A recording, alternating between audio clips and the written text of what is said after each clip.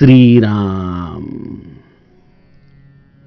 आपल्या सर्वांच्या हृदयस्थ वसणाऱ्या आत्मारामास साष्टांग प्रणिपात करून गोस्वामी तुलसीदास रचित श्री रामचरित मानस या ग्रंथातील जो सप्तम सोपान उत्तरकांड याचं आपण चिंतन करत आहोत. सज्जन हो, हे आपलाच कथा चिंतन क्रमांक 1121.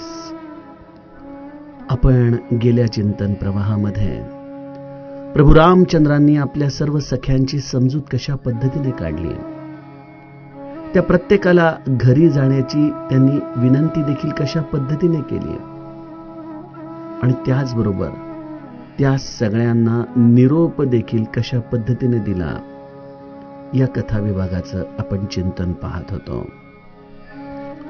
प्रभू रामचंद्रांनी जो सदुपदेश दिलेला आहे तो सदुपदेश केवळ त्यांच्या सख्यांपुरता मर्यादित नाही, तर ज्याला म्हणून रामाचा सखा व्हायचा आहे त्या प्रत्येकासाठी हाच सदुपदेश आहे की मानहु एक भगती कर नाता. राम आपल्या सर्व सख्यांना सांगतोय की सब भजे हु मोही दृढ नेम. तुम्ही जिथं असाल तिथून मला नित्य नियमाने दृढ नियमाने माझं भजन करा. मी सर्व व्यापक आहे, सर्वांचं हित करणारा आहे असं जाणून माझं स्मरण ठेवा. तत्पश्चात प्रभू रामचंद्रांनी आपल्या सर्व सख्यांची समजूत काढली, त्यांना ज्ञानाच्या 4 गोष्टी सांगितल्या आणि मग सर्वप्रथम सुग्रीवाला भरतजींच्याकडून वस्त्र आणि दागदागिने दिलेले, विभीषणाला लक्ष्मणाच्या तर्फे अत्यंत सुंदर उपहार प्रभू रामचंद्रांनी दिलेले आहेत. नल नील जामवंत यांना प्रत्यक्ष प्रभू रामचंद्रांनी त्यांचा सत्कार करून त्यांचं कौतुक केलेलं आहे. या सगळ्या बहुगर्दीमध्ये एक वानर मात्र आपल्या आसनावरून उठायला तयार नव्हतं, स्तब्ध झालं होतं जणू काही या प्रेम समाधीमध्ये, आणि तो होता बालीपुत्र अंगद. प्रभू रामचंद्रांच्या हृदयात अंगदाची भावना जाणवली आणि त्यामुळे त्यांनी अंगदाला हाक मारून बोलावलं नाही. अंगद तशाच पद्धतीने स्तब्ध राहिलेला आहे. आणि मग जेव्हा शेवटी सगळ्यांची वेळ संपली तेव्हा अंगद प्रभू रामचंद्रांशी जो संवाद करतो, सज्जन हो, त्याचं गायन गोस्वामीजी करू लागतात. सुनु सर्वज्ञ कृपा सुख सिंधो दीन दया कर आरत बंधो मरती बेर नाथ मोहि बाली गयऊं तुम्हारे ही कौछे घाली असरन सरन बिरदु संभारी मोहि जनी तजहूं भगत हितकारी मोरे तुम प्रभु गुर पितु माता जाऊं कहाँ तजी पद जल जाता तुम ही बिचारी कहू नरनाहा प्रभु तजी भवन काज मम काहा बालक ज्ञान बुद्धि बलहीना राखहु सरन नाथ जन दीना नीची टहल गृह कै सब करियहूं पद पंकज बिलो की भवतरी हूँ अस कही चरण परेऊ प्रभु पाही अब जनी नाथ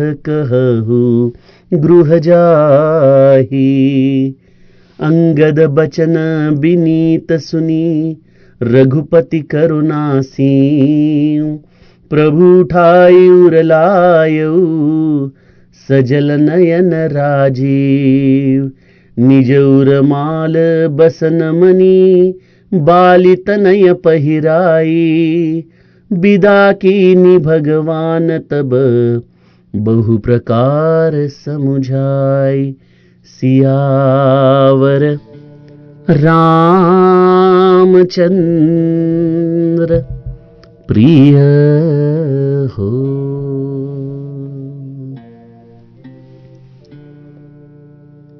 सज्जनो, जीवनामध्ये सगुणाचं प्रेम हे अलौकिक आहे. आपण देखील बघतो की आयुष्यभर आपल्याला ज्यांचा सहवास झालेला असतो, अशा व्यक्तीचा मृत्यू, अशा व्यक्तीचा विरह हा आपल्या मनाला खूप क्षती देऊन जातो, खूप दुःख देऊन जातो.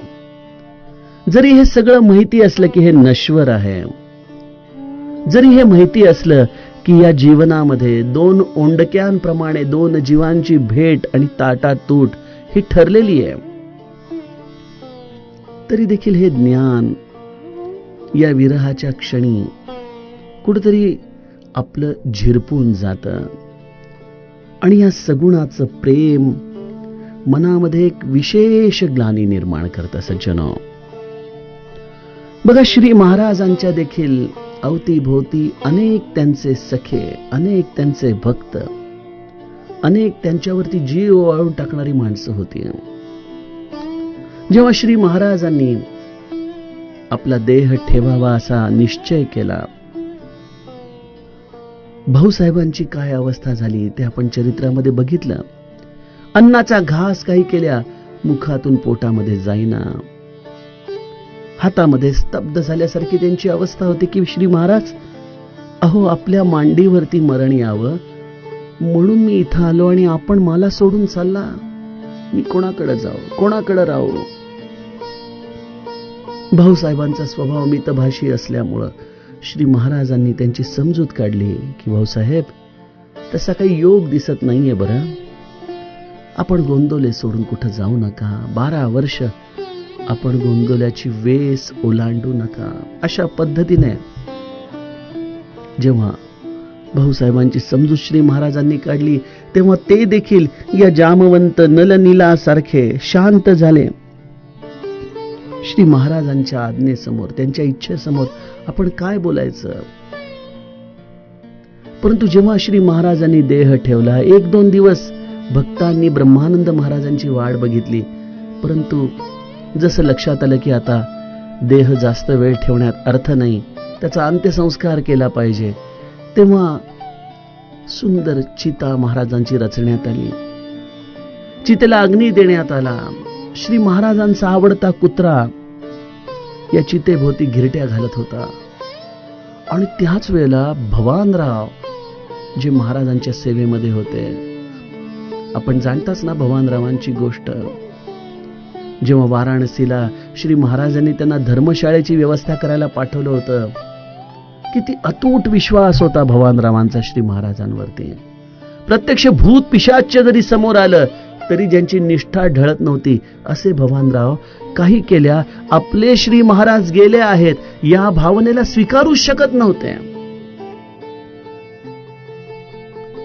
त्यांच्या एकंदर देहयष्टीवरून, त्यांच्या शरीराच्या हावभावावरून असं वाटू लागलं की जर भवानरावांना थांबवलं नाही तर कदाचित हे चितेमध्ये उडी घेतील की काय. सज्जनो, ज्या श्री महाराजांनी आयुष्यभर हा देह नश्वर आहे, त्यामुळेच भगवंताचं नाम आपण अत्यंत मनापासून स्मरण करावं हे सर्वांना सांगितलं. ते ज्ञान भवानरावांना सगुण विरहामुळं कुठेतरी लोपल्यासारखं झालं बघा. आणि हे स्वाभाविक आहे. प्रभू रामचंद्र देखील वनामध्ये जाताना अयोध्यावासियांची काय अवस्था झाली. लक्ष्मणाने देखील सर्व ज्ञान बाजूला ठेवून केवळ एकच सांगितले की ज्याला तुझ्या चरणांचा आधार आहे त्याला देखील सोडणं योग्य आहे का रामा? मला फक्त एवढ्याच प्रश्नाचं उत्तर दे. त्यामुळे सज्जनो, या सगुणाच्या प्रेमामुळं अनेकांनी आपले देह ठेवले. अनेक जण या विरहाला सहन करू शकत नाहीत. असं नाही की ज्यांनी सहन केलं त्यांच्या प्रेमाची मात्रा तेवढी उत्कट नव्हती. मी असं म्हणेन की त्यांचा विवेक हा विषय समर्थ होता आणि त्यामुळं या प्रेमाच्या आंदोलनाला देखील या विवेकाने बांध घातला. भगवंताची आज्ञा स्वीकारून त्याने दिलेल्या मार्गावरून पुढे चालत जाण्याची भूमिका या विवेकाने तयार केली. परंतु अंगद लहान आहे. बालीपुत्र अंगद. मला अंगद हे व्यक्तित्व मनापासून आवडतं सज्जनो. कारण रामावरती प्रेम कसं करावं याचं एक अत्यंत ज्वलंत उदाहरण आहे अंगद चरित्र. म्हणजे अत्यंत प्रामाणिक, अत्यंत सडेतोड. आपण लंका कांडामध्ये अंगदानी रावणाला सुनवलेले बोल अजूनही आठवत असाल. ते तरुण आईचं रक्त कसं सळसळतंय त्या लंकेमध्ये, त्या संवादामधून आपल्याला जाणवतं. तोच अंगद प्रामाणिक देखील आहे. किष्किंधा कांडाच्या शेवटी जामवंताला आपली मनातली व्यथा सांगतो. अंगद कही जाऊ मैं पारा, जिय संशय कछु फिरती बारा. मी परत येऊ शकीन की नाही कल्पना नाही.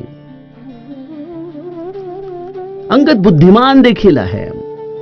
जेव्हा प्रभू रामचंद्र अंगदाला म्हणतात की तू हे सगळं कार्य कसं केलंस, हे रावणाचे 4 मुकुट तू का खाली फेकलेस, यावरती अंगदाने प्रभू रामचंद्रांशी केलेला युक्तिवाद देखील किती समर्पक आहे. की अर्थ धर्म काम आणि मोक्ष, साम दाम दंड भेद, अशा पद्धतीचे राजाचे हे 4 पुरुषार्थ. परंतु रावण हा अनितीने वागत असल्यामुळे त्याला हे शोभून दिसत नव्हते. म्हणून हे 4 मुकुट हे प्रभू मी आपल्या चरणांच्या दिशेने या रावणाच्या मस्तकावरून फेकून दिलेले आहेत. अंगदाची आपण वाक्चतुराई देखील बघितली की जेव्हा रावण त्याला म्हणतो की बालीपुत्र ना तू कसा आहे रे बाली, अंगद त्याला एकच म्हणतो की माझा दिलेला निरोप ऐक, नाहीतर 10 दिवसांनी स्वतः जाऊन विचार कसा आहे बाली. अंगदाचं आपण वाक्चातुर्य बघितलं, अंगदाची आपण हजरजबाबीपणा बघितला, अंगदाचा प्रामाणिकपणा बघितला, अंगदाचं असलेलं हे तरुणपणाचं शौर्य रक्त देखील आपण बघितलं, त्याची निर्भयता बघितली. आणि हे केवळ शब्दाचे बुडबुडे नव्हते. अंगदाने रणांगणामध्ये देखील हनुमंताच्या तोडीस तोड असा पराक्रम करून दाखवलेला आहे. जेव्हा जेव्हा एकटा हनुमंत लढत आहे हे बघितलेलं आहे, त्या वेळेला हनुमंताच्या मदतीला धावून गेलेला आहे तो अंगद. आणि हे सगळं तो कोणासाठी करतोय? त्या रामासाठी करतोय ज्याने अंगदाच्या डोळ्यासमोर बालीचा म्हणजे आपल्या वडिलांचा वध केलेला आहे. काय प्रेम आहे! कसं तोलायचं अंगदाच्या हृदयाच्या अवस्थेचं मोजमाप.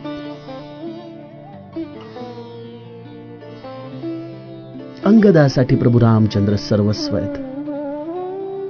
काय जाणलं, काय बघितलं अंगदाने प्रभू रामचंद्रांच्या या पहिल्या दृश्यामध्ये, या दृष्टीमध्ये न जाणे, परंतु अंगदाने आपलं जणू काही सर्वस्व प्रभू रामचंद्रांना समर्पित करून टाकलं. सजनो, हा फार महत् भाग्याचा क्षण आहे की एखादा असा संत, असा परमात्मा भेटावा आणि आपण आपल्या सर्वस्वाचं समर्पण त्याच्या चरणी करून टाकावा. सर्व काही त्याच्या इच्छेमध्ये आपण सोपवून द्यावा. आपल्या स्वतःचं असं वेगळं अस्तित्वच ठेवू नये. अशा सर्व गुणसंपन्न असलेल्या अंगदाने जेव्हा प्रभू रामचंद्रांची ही वचनं ऐकली की अब गृह जाऊं सखा सब भजेहु मोही दृढ नेम, जणू काही अंगदाच्या पायाखालची जमीनच सरकलेली आहे. कारण प्रभू रामचंद्र हाच ज्याचा ध्यास आहे, श्वास आहे, आधार आहे. अशा अंगदाची ही मनाची स्तब्ध अवस्था झाली. सज्जनो, मी घरी जाऊ रामा तुला सोडून? कुठे जाऊ रामा?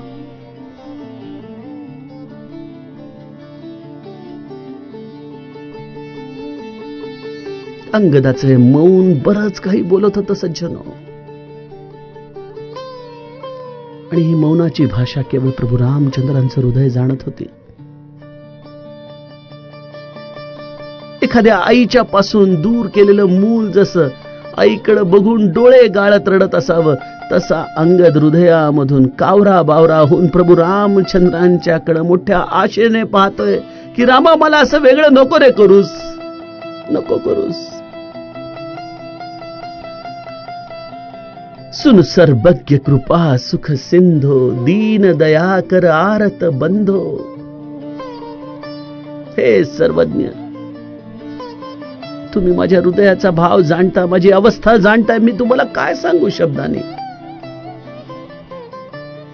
हे कृपा आणि सुखाचे समुद्र, हे दिनांवरती दया करणारे प्रभू रामचंद्र, माझी आर्तता तुम्हाला समजतीये ना. माझं एक म्हणणं ऐकाल का? आजपर्यंत आपण जे म्हणाला ते मी सगळं काही ऐकलं, परंतु माझं एक म्हणणं आहे प्रभू. हे तात, 8व्या किष्किंधेमध्ये माझे वडील ज्या वेळेला मृत्यूशय्येवरती होते आणि त्यावेळेला बालीने शेवटचं मागणं आपल्याला काय मागितलं होतं? मरती बेर नाथ मोही बाली, गयहु तुम्हारे ही कोचे गाली. माझ्या वडिलांनी आपल्या आयुष्याच्या शेवटच्या श्वासांवरती या अंगदाला तुमच्या झोळीमध्ये घातलं होतं. प्रभो, आपण त्या क्षणाचं स्मरण करा. आणि आज तुम्ही सगळ्यांच्या प्रमाणे मला देखील म्हणताय की तू घरी जा. आपण भक्तांचे हितकारी आहात ना स्वामी. आपला अशरण शरण व्रत स्वभाव स्मरून आपण माझा त्याग करू नका. आपण मला आपलं म्हटलेलं आहे, आता आपल्या चरणांपासून मला दूर करू नका. माझे तर आपण सर्वस्व आहात. कोण आहे माझं किष्किंधेमध्ये? कोणासाठी जाऊ? त्या धनसंपदेची मला कुठलीही प्रकारची हौस नाही. आपण म्हणाला म्हणून मी युवराज झालो. एक बाली होते जे मला वेगवेगळ्या पद्धतीने तयार करण्याचा प्रयत्न करत होते, परंतु आता ते देखील नाहीत. सुग्रीव माझा काका सर्व दृष्टीने माझ्यावरती प्रेम करतो, परंतु न जाणे ती आयुष्यात रिक्त झालेली जागा केवळ तुमच्या चरणांच्या पाशीच येऊन थांबते. माझं कोण आहे स्वामी? मला सांगा. माझ्या जीवनामध्ये जी जी काही म्हणून सगळी नाती आहे ती आपण आहात, आपण आहात, आपण आहात. मला आपल्या खेरीज खरंच कोणी नाही. आणि आपण मला म्हणताय की घरी जा. मी कुठं जाऊ? कुठलं घर आहे माझं? आपल्या चरण कमलांना सोडून मी कुठं जाऊ स्वामी? कुठं जाऊ? अंगदाचे हे आर्त बोल सज्जनो, त्या शब्दांमध्ये वस्तुस्थिती आहे. त्या शब्दांमध्ये भगवंताला आपल्या वडिलांनी दिलेल्या वचनाचा आठव आहे. त्या शब्दांमध्ये अंगदाने प्रभू रामचंद्रांच्या केलेल्या सेवेची एक अव्यक्त किनार देखील आहे. आणि या सगळ्यामधून हृदयाचा अत्यंत गुह्य असा अंगदाचा भाव प्रगट होतोय की स्वामी, माझं सर्वस्व तर आपण आहात. आपल्याला सोडून मी कुठं जाऊ? अंगद ज्या पद्धतीने अत्यंत हजरजबाबीपणे, अत्यंत समर्पक शब्दात रावणाशी संवाद करत होता, आपण ते बघितलंच. जणू काही या अंगदाच्या असलेल्या अंतःकरणाची अवस्था सरस्वती देखील अत्यंत निवडक शब्दांच्या आधाराने प्रभू रामचंद्रांच्या समोर ठेवतीये. अंगदाचा कंठ तर दाटून आलेला आहे. कारण आपण असहाय्य आहोत. प्रभू रामचंद्र म्हणतील त्याच्या पलीकडं आपण कुठलीच गोष्ट बोलू शकत नाही, परंतु निदान आपल्या अंतःकरणातला हा भाव, आपलं हे मनोरथ आपण प्रभू रामचंद्रांना सांगायलाच हवं. म्हणून अत्यंत धारिष्ट करून हा अंगद प्रभू रामचंद्रांच्या समोर आपलं मन मोकळं करतोय. तुम ही बिचारी कहू नर नाहा, प्रभु तजी भवन काज मम काहा. स्वामी, आपण मला म्हणताय घरी जा, किष्किंधेला जा, सुग्रीवाला राज्य कारभारामध्ये मदत कर, सगळं ठीक आहे. परंतु मी आपणास काही प्रश्न विचारू इच्छितो प्रभू. आपण म्हणता आहात ना घरी जा, ठीक आहे, परंतु मलाच आपण विचार करून सांगा की आपणाला सोडून या अंगदाचं किष्किंधेमध्ये काय काम आहे? आपल्या चरणांची सेवा करणं, आपलं भजन करणं, आपलं नित्य दर्शन घेणं, आपण सांगाल ते काम करणं, यामध्येच अंगदाचं सर्व सौख्य सामावलं असताना तुम्हाला आपल्या लेकराचं सौख्य कशात आहे, त्याचं सुख कशात आहे हे का कळत नाहीये? स्वामी, मी आनंदी राहावं, माझ्या अंतःकरणामध्ये नेहमी प्रसन्नता राहावी, हाच तुमचा विचार आहे, होय की नाही? पण मला सांगा, हा अंगद तुमच्याशिवाय कसा आनंदी राहू शकेल? आणि तिथं मी झुरत राहिलो, तिथं जर मी अश्रू ढाळत राहिलो तर हे तुम्हाला चालेल का? या अंगदाचं दुःख तुम्हाला कळणार नाही का स्वामी? मला सांगा, आपल्याला सोडून मी कसा आनंदी राहू, कसं ते सौख्य प्राप्त करू? त्यापेक्षा स्वामी, आपण ज्ञान बुद्धी बळाने अत्यंत हीन असलेल्या या बालकाला आपल्या सेवेसाठी ठेवून घेतलं तर, आपल्या सेवेमध्ये मी जाणतो की मी कुठल्याही दृष्टीने योग्य नाहीये, कारण जिथं प्रत्यक्ष हनुमंत आपल्या सेवेमध्ये आहे तिथं या अंगदाची सर्व दृष्टीने खरं तर तुलनाच होऊ शकत नाही. ना त्याच्याकडे ज्ञान आहे हनुमंतासारखं, ना त्याच्याकडे बुद्धी आहे, ना त्याच्याकडे बळ आहे. या सर्व दृष्टीने मी अत्यंत गौण आहे. परंतु कुठला तरी तुमच्या घराचा कोनाडा, कुठला तरी कोपरा, कुठलं तरी असं एखादं ठिकाण असेल ना स्वामी, कदाचित ती थेट तुमची सेवा नसेल, परंतु मी निदान तुमच्या या पंचक्रोशीमध्ये असेल. कदाचित नित्य मला आपलं दर्शन घडणार नाही, परंतु मला या गोष्टीचं समाधान वाटेल की मी माझ्या स्वामीच्या नगरामध्ये आहे, एक सामान्य नागरिकाप्रमाणे राहतोय, ते सांगतायत त्याप्रमाणे त्यांची सेवा करतोय. प्रभू,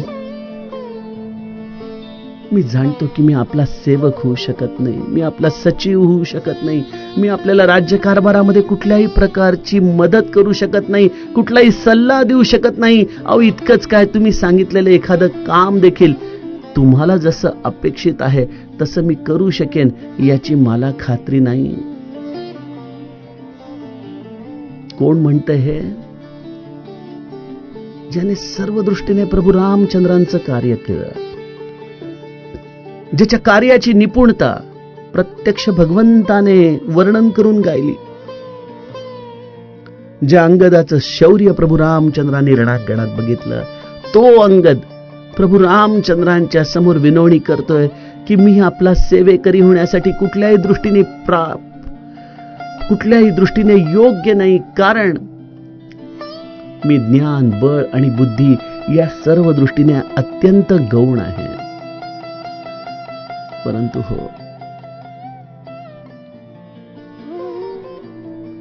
मला एवढं कळतं प्रभू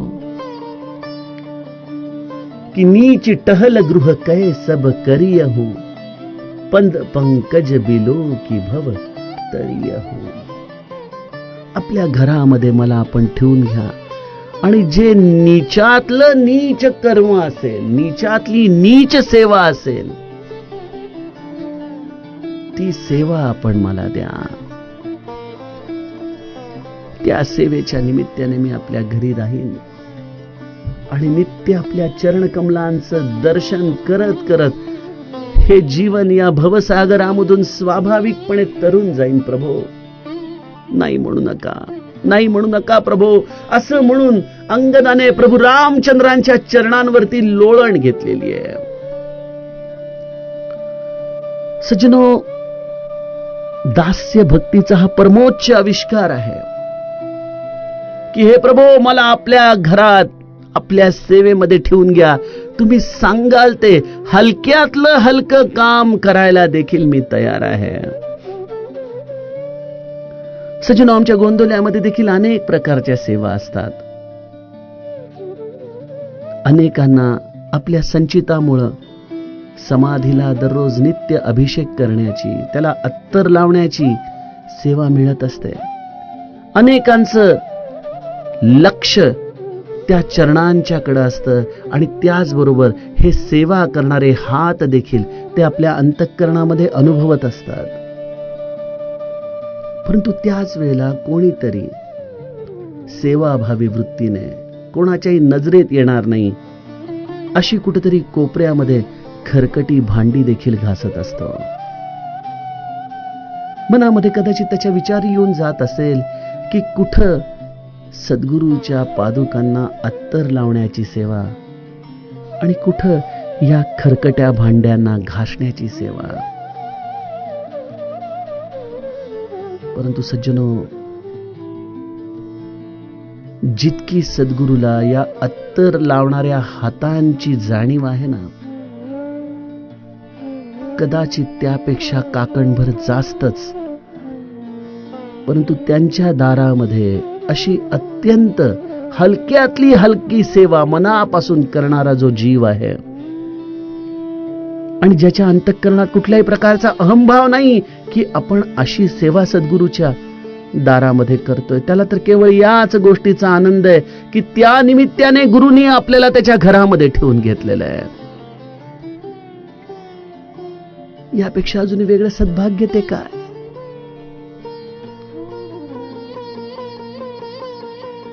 त्यामुळे सज्जनो, अशी सेवा मिळणं आणि ती करत असताना आपल्या गुरुरायाचा आठव ठेवणं, यापेक्षा खरं तर दास्य भक्तीमध्ये आणखीन कुठली धन्यता असणार.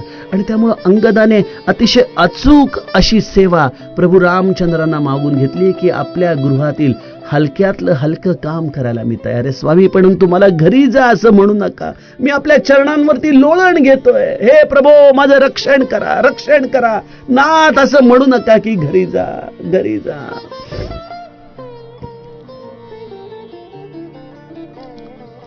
अंगदाची ही अवस्था बघून प्रभू रामचंद्र देखील हेलावून गेलेले आहेत.